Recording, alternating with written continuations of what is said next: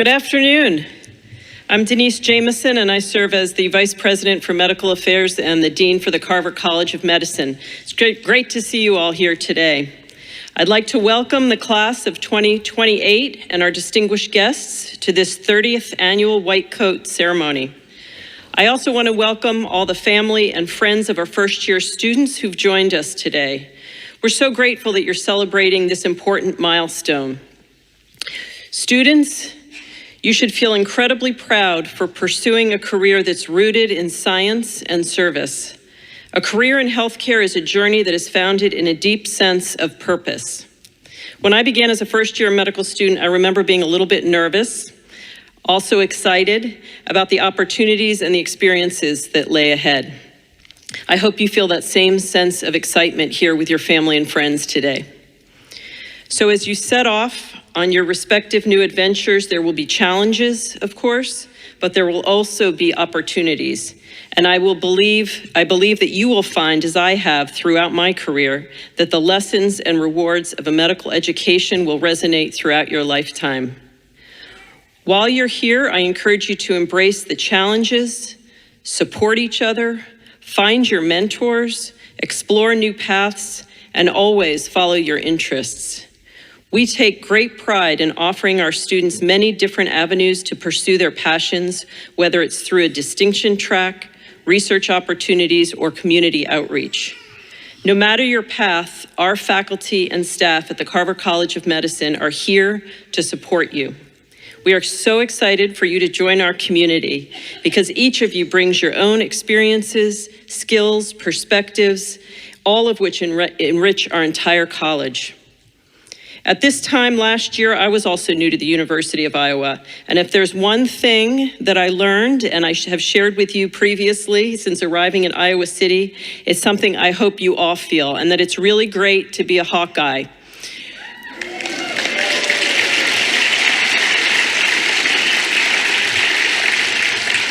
So I had many of you practice this morning when I met the families and friends, so we're going to try it again. Are you ready? Go Hawks. All right. I'd like to recognize the college's assistant and associate deans, department chairs, directors, and faculty members who are here with us today. Thank you for the strong support of our students. The White Coat ceremony is a fitting culmination of the Carver College of Medicine's Orientation Week activities. We hope it'll be a special and memorable occasion for our incoming students. Please join me in another round of applause to welcome our new class of first-year medical students.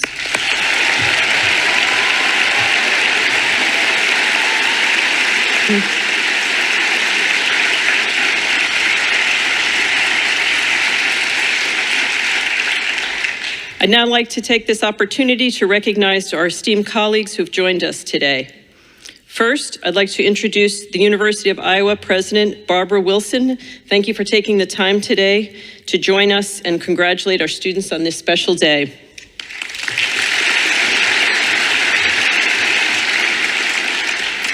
Next, we have Pat Winokur, Executive Dean and Senior Associate Dean for Clinical and Translational Science in the Carver College of Medicine. Dr. Winokur is also Professor in the Department of Internal Medicine and its Division of Infectious Diseases.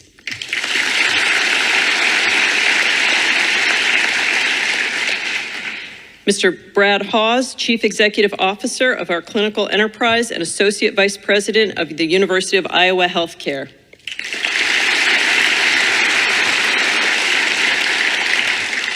Next is Dr. Chris Cooper, Senior Associate Dean for Medical Education in the Carver College of Medicine and Professor in the Department of Urology.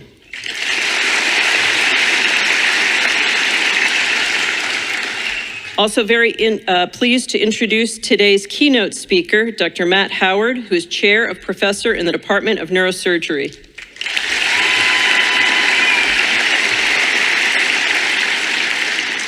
And finally, Dr. Allison Lynch, President-elect of the Iowa Medical Society, the statewide professional association for Iowa's physicians. Dr. Lynch is also one of our own. She is a professor here in the Department of Psychiatry.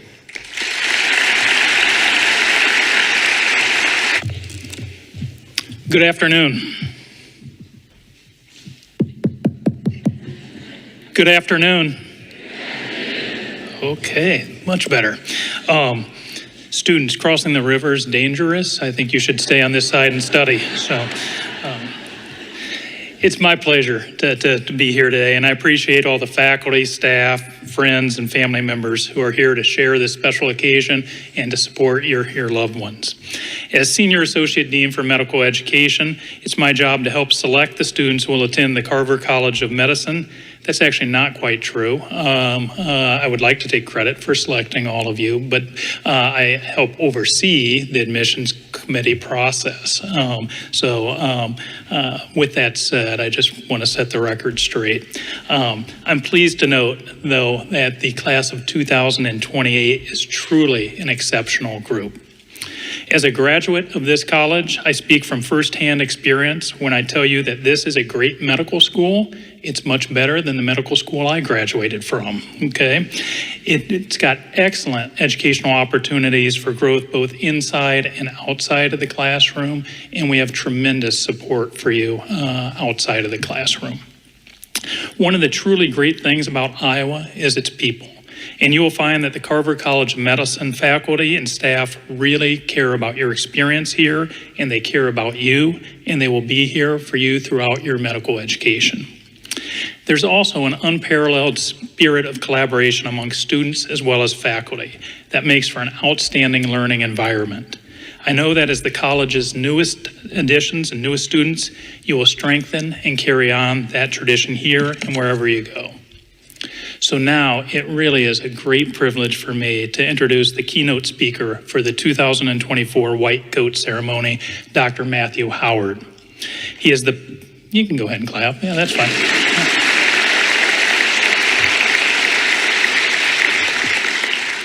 He's the professor and chair in the Carver College of Medicine Department of Neurosurgery. As chair of the department, Dr. Howard directs and oversees a high acuity surgical service where more than 2,500 major neurosurgical procedures are performed every year, and over 14,000 clinic patients are evaluated every year.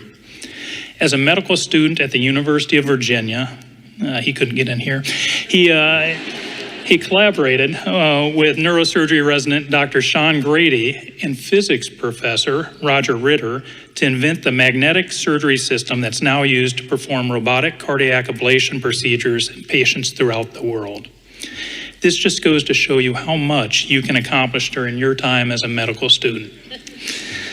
Dr. Howard then received his neurosurgical residency training at the University of Washington, and during his residency, he was awarded an NIH Individual National Research Award to pursue postdoctoral fellowship training in cortical electrophysiology research. In 1993, he joined the University of Iowa faculty and established the Human Brain Research Laboratory with colleagues at Iowa and throughout the United States, and actually overseas as well. Dr. Howard has received continuous NIH funding as a principal investigator since 1995 and Human Brain Research Laboratory research findings that are regularly published in leading scientific journals. This is what I meant yesterday when I told you he's a hotshot. He really is. So in 2014, Dr. Howard was selected by the Society of Neurosurgical Surgery as the recipient of the Wynn Prize, which is the specialty's highest award for career achievement in neuroscience research. He is an experienced medical device inventor with 36 issued patents. He has co-founded 4 university spin-off medical device companies. In 2019, Dr. Howard was the first University of Iowa faculty member to be elected a Fellow of the National Academy of Inventors. It's truly an honor to have him deliver this year's keynote address, so please join me in welcoming Dr. Matthew Howard. Thanks. Appreciate that. Good afternoon. It is so great to be here on such a special, happy, and important occasion. Beautiful day, too. It was a while back when I was starting as a medical student. In fact, 43 years ago, I just started. It was the exact same situation. Entering as a first-year student, University of Virginia, and I was so excited. And I was really fired up. And because nobody in my family had ever been to medical school before, I was totally clueless. Didn't know what I was going to be getting myself into. But since then, I've learned a few things. And today, I'm going to share with you all a winning formula for having a successful life as a doctor, okay? You'll be happy and you'll be successful. It actually boils down to three things. One is teamwork, the other is role models, and the third thing is morale. You're entering the field of medicine at exactly the right time. The pace of advances is incredible. Every week when you open up these journals, you learn about things, these improvements that make it possible to cure patients who would have conditions that when I was a fellow or resident, uniformly fatal. Those advances and the clinical care that we deliver leveraging those advances, it all depends on teamwork. I'm a neurosurgeon and I perform brain tumor operations. In fact, this morning we did a complicated brain tumor operation. That surgical intervention is just one task among many tasks that must be performed properly in order for our patient, who in most situations is going through the scariest and most dangerous circumstance they've ever experienced in their life, to get through it safely. Our radiologists help us understand what we're likely to encounter during surgery. Our anesthesiologists ensure that the physiologic systems are stable and the patient is safe as we operate. Our pathologists pin down the diagnosis, and after surgery, the radiation oncologists and medical oncologists provide critically important care after the patient is recovered. Every one of those positions on our team is vitally important, and every one of them is different. Different in the sense of what type of natural aptitude or skill you would have or interest you would have that would fit with a particular job. And different in the sense of the nature of the training and the day-to-day workflow. For you to be successful, you need to find the right position on our team. Here's the good news. In our huge, diverse field of medicine today, there is a great spot for each and every one of you. But you got to figure it out.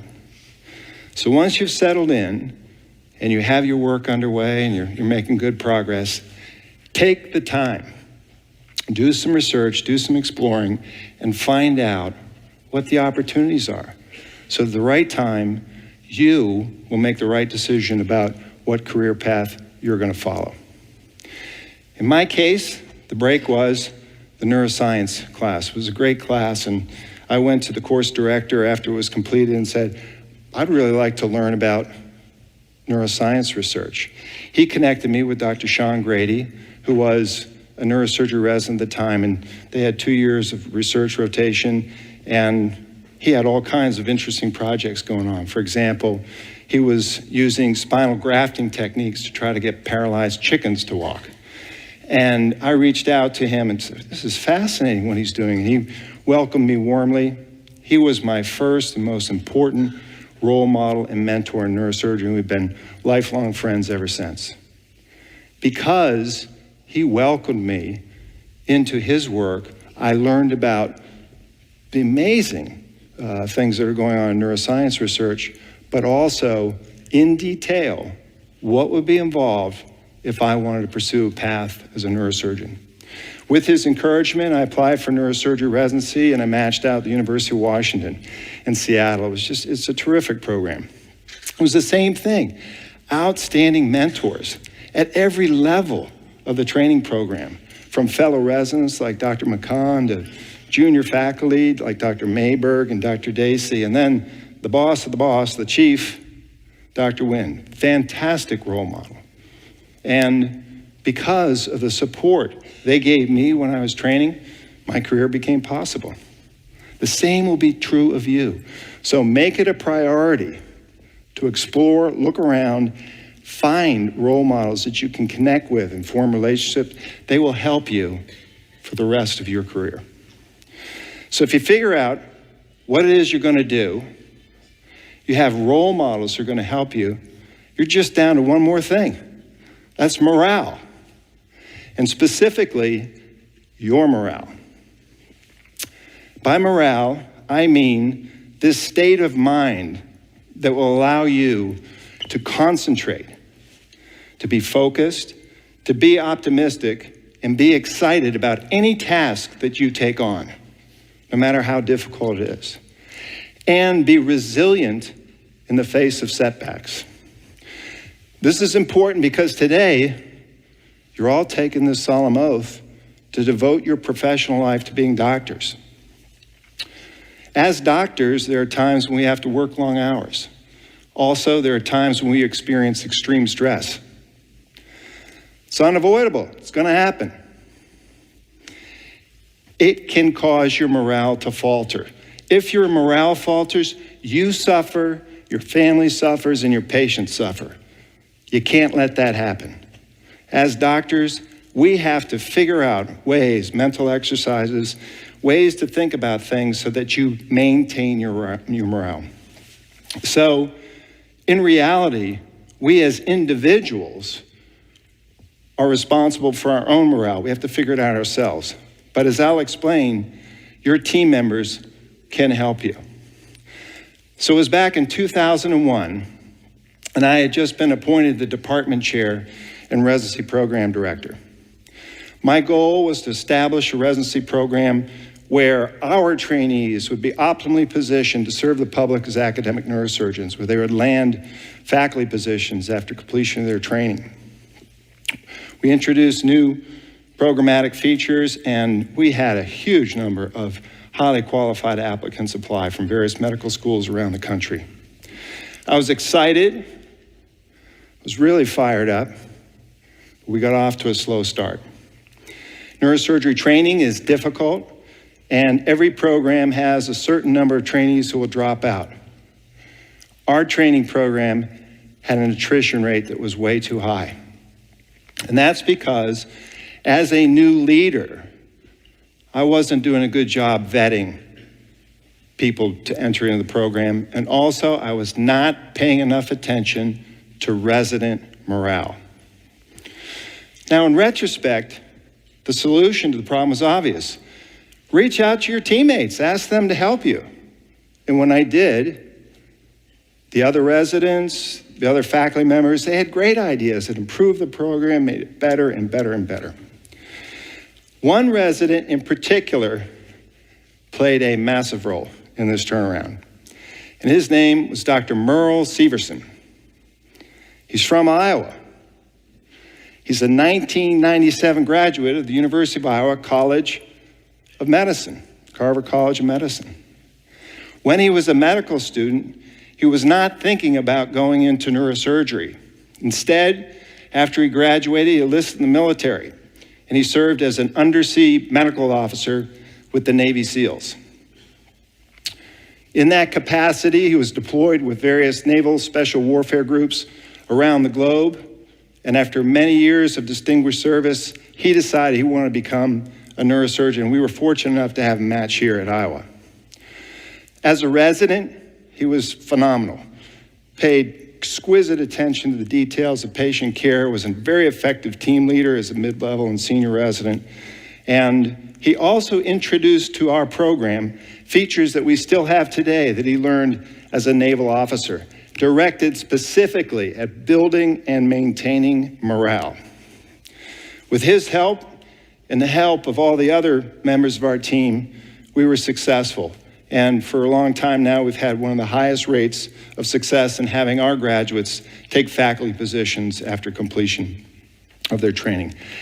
That systematic approach to managing, maintaining morale works for us and will work for you. The system has many features, but there's one that's more important than anything else, the overarching theme. And that is represented in our team motto, which is called PTS, Pleasure to Serve. PTS, we use it all the time in our department. Here's a way to think about that. In our audience today, we have family members, friends. When they are sick or injured, They need expert medical care. Here, in the front rows, we have you talented young people who are being afforded an incredible societal privilege. You will receive world-class training that will allow you to become expert surgeons and expert doctors who will take care of our family members. What an amazing thing. The other thing you're going to experience as a doctor is an incredible sense of camaraderie. When I'm in the operating room and I've got a serious problem, I know my teammates will come and help me. And conversely, the fact that I have the skills in these working relationships where if my teammate needs help, I can go there and together we'll solve the problem and get our patient safely through that experience. There's nothing like it. It's just a wonderful experience. So if you keep front of mind that notion, which is absolutely true, what a pleasure it is to care for your patients, to serve your patients, and to serve your teammates, it's a lot easier to manage the stresses that you're going to encounter because they pale in comparison to this wonderful, wonderful feeling you're going to have contributing to society as doctors taking care of the people. Now, to pull all this together and send you off with a morale-boosting message, I have a surprise guest for you. He came all the way back from Iowa to be with you for your white coat ceremony, the class of 2028. So, ladies and gentlemen, please join me in welcoming University of Iowa graduate and United States Navy Captain, Dr. Merle Severson.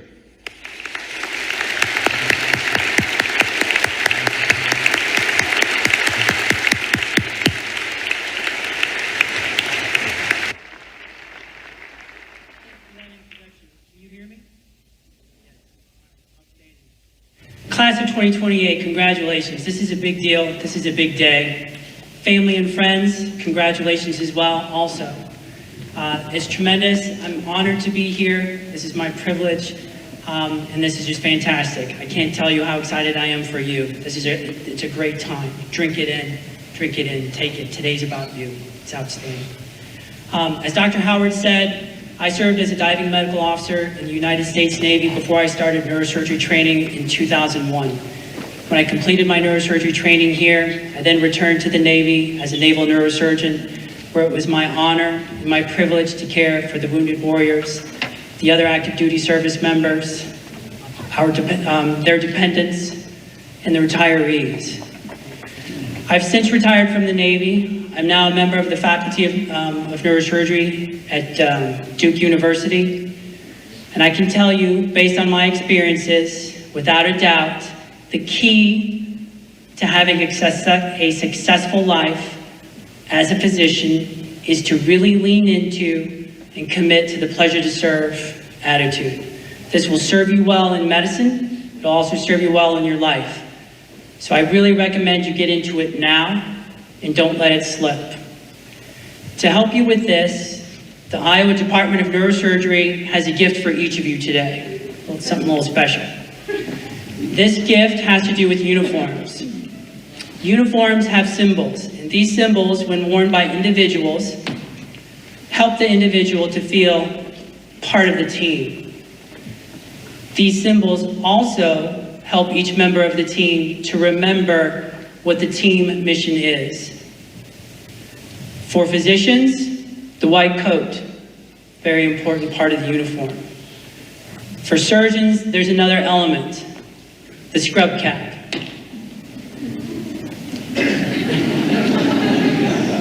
So dating back to my time as a neurosurgery resident, each year our teams would be issued a very special scrub cap. On this scrub cap would be motivational messages.